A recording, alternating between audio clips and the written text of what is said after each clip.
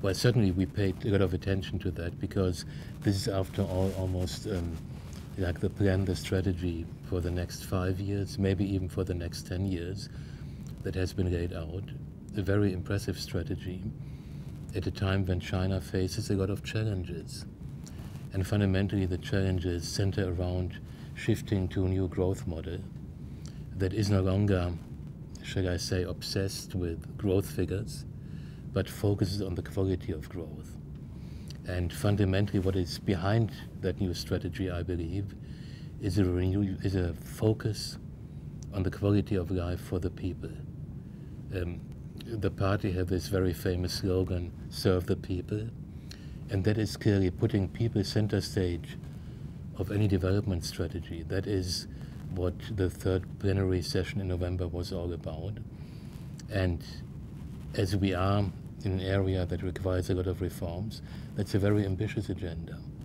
But really the sort of beacon, the guiding light, if you wish, for the strategy should be the notion that it's all about the people.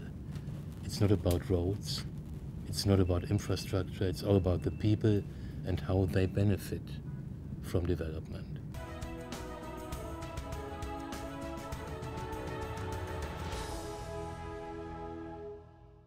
Well, the Chinese dream is the dream of any people. It's the people who want to have a better life, who want to live in peace, who want to live in harmony with each other, and I emphasize it these days especially. They also want to live in harmony with nature, and fundamentally, as parents, want to see their children having even a better life than they have today. So that is how I conceptualize the Chinese dream, and as I see this as very much as a human dream. Well, you know, China is now the second largest economy of the world. China contributes to the growth in the world a substantial amount. Some say even a third of the growth in the economies of the world economy, are associated with China. So clearly, if China changes tack, the rest of the world will also be affected.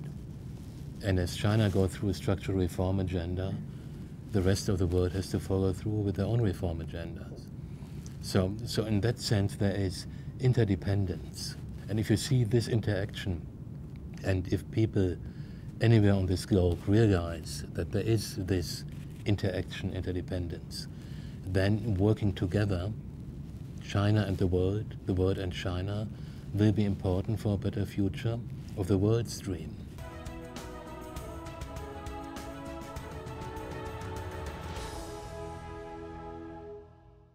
I think the important issue is when you change direction.